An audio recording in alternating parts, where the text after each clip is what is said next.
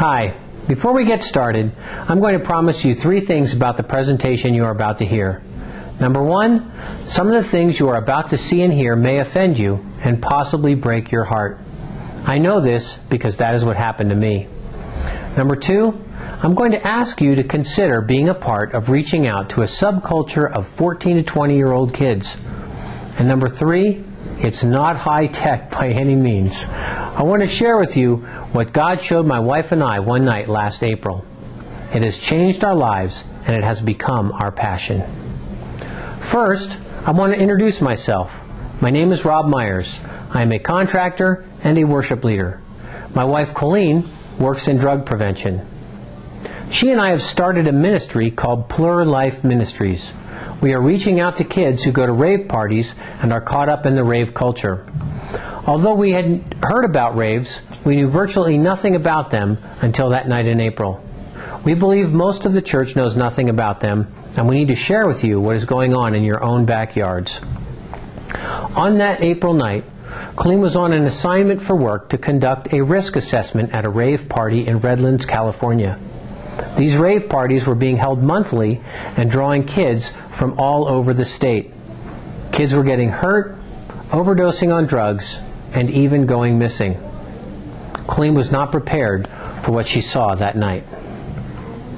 Young kids, even 12-year-olds, were lined up as far as I could see, paying $65 to get into the all-night dance party. There were 11,000 kids there that night. I was given full access by the owner of the property who wanted to comply. He was making so much money from these parties he didn't want to lose his permit. Once inside, the blatant drug use was overwhelming. Kids, under the influence of the popular rave drug ecstasy, were gnawing on pacifiers to cope with the side effect of teeth grinding. Police were there, but they were so overwhelmed with the numbers, and they only made arrests when absolutely necessary to maintain order. One of the officers showed me the cell phone he had confiscated. The battery compartment was filled with ecstasy. It was enough to give quite a few kids the all-night roll they were looking for.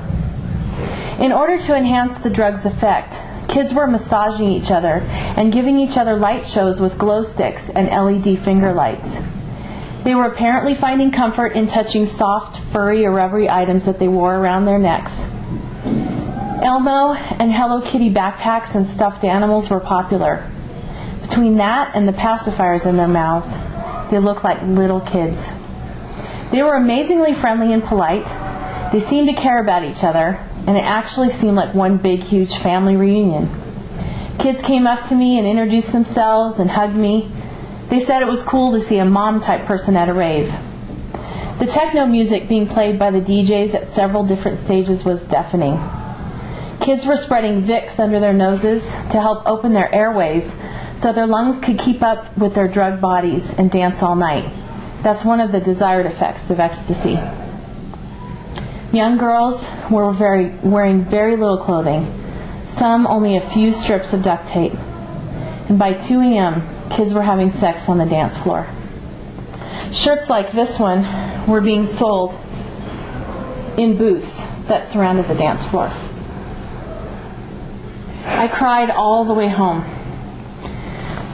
Among all the disturbing images that I saw that night, the most disturbing was what I didn't see. The church was not there. There was not a single person reaching out to these kids. Yet here they were, all lined up for hours, waiting to get into the party. They were a totally captive audience. The church just doesn't know. When I got home, I woke Rob up and shared what I had experienced. We cried together and prayed, and that night, Plur Life Ministries was born. Within hours, God had clearly given us a plan for this ministry. It was so simple and at the same time brilliant, so we knew it could not have come from us. The Raver's main source of information is a website called plurlife.com. We were able to buy plurlife.me. When our website is complete, it will be a multimedia video presentation that is as high-tech and relevant to the Plur subculture as we can possibly produce with the experience and the resources that we have. The website is the key to the ministry since it shares the gospel in a way they can relate to. But we have to get them to look at the website, so check this out. Have you noticed all the bead bracelets in the pictures? Ravers call them candy. They are used as a sign of love and acceptance. They trade them with each other, and many kids have huge collections of candy up their arms. They are prized possessions.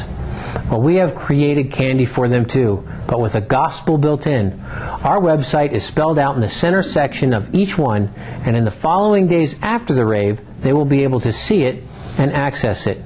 The colors stand for steps to new life in Christ. The website reveals the meaning of the colors, then invites them to accept Jesus Christ as their Lord and Savior. And if you are wondering why we don't share with them at the rave, well, we do when we can, but since the kids are high, it's usually pointless and potentially dangerous, hence the website.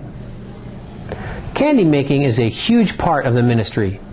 40 friends recently got together and began to make thousands of bracelets that we can hand out to the kids at these rave parties. We called it Operation Candyland.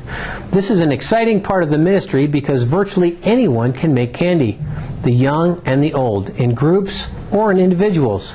We encourage every bracelet to be prayed over. We hope to someday figure a way to mark each bracelet to identify the maker. Wouldn't it be cool and encouraging for both the new believer and the candy maker to meet? So what is this plur thing about? Ravers adhere to a motto called plur. You'll see it tattooed on their bodies or printed on their clothing and accessories. It stands for peace, love, unity, and respect. This is what the kids seek, and this is what they testify that they are finding at these rave parties. You see, when they are on ecstasy, they love everybody. Satan's lie here is so obvious. These kids announce to the world that they are looking for plur.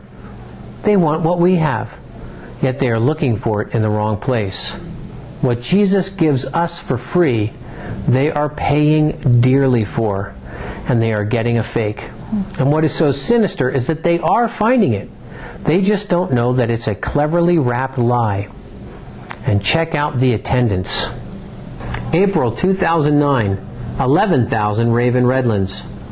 Every Friday, up to 1,500 rave in San Bernardino, and every Saturday up to another 1,500 rave in San Bernardino.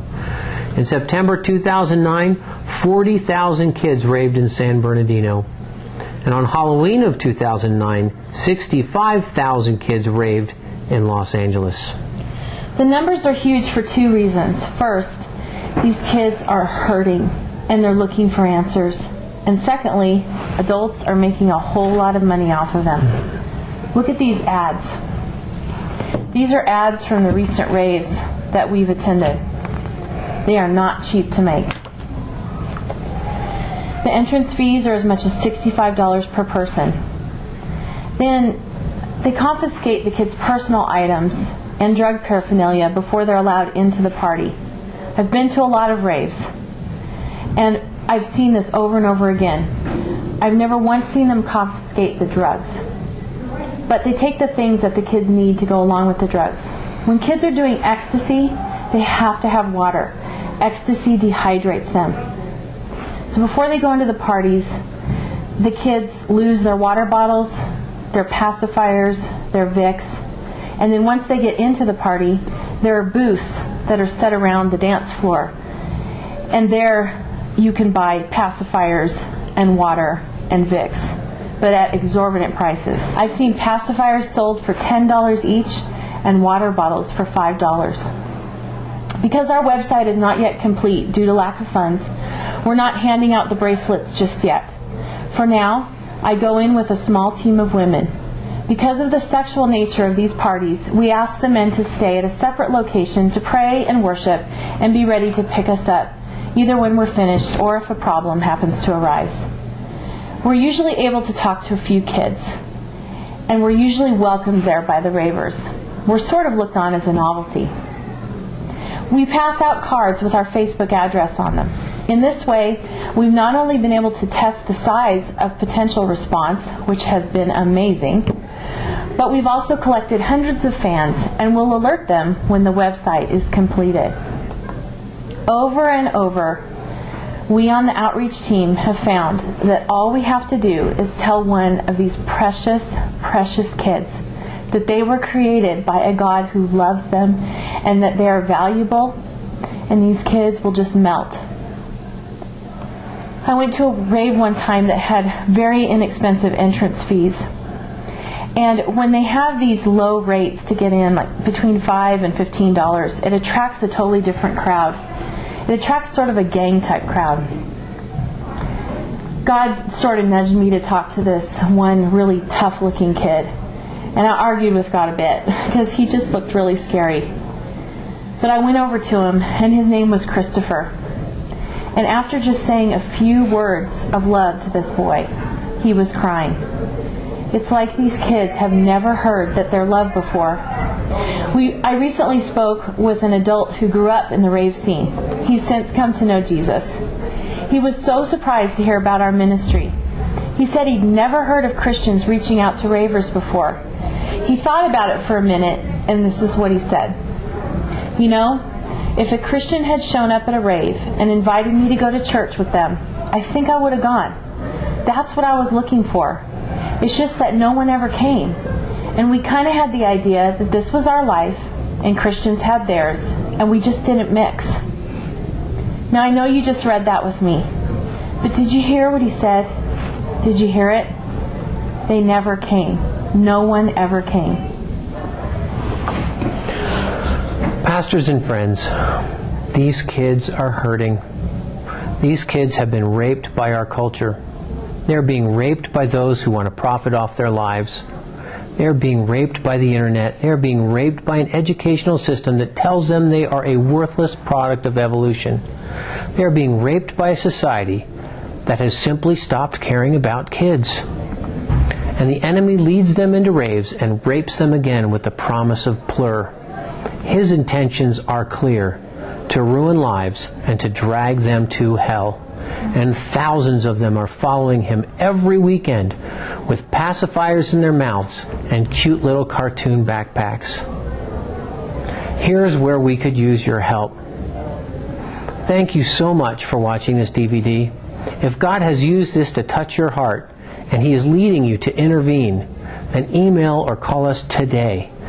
If not, then we humbly ask for your prayers. This is a spiritual battle. God bless you.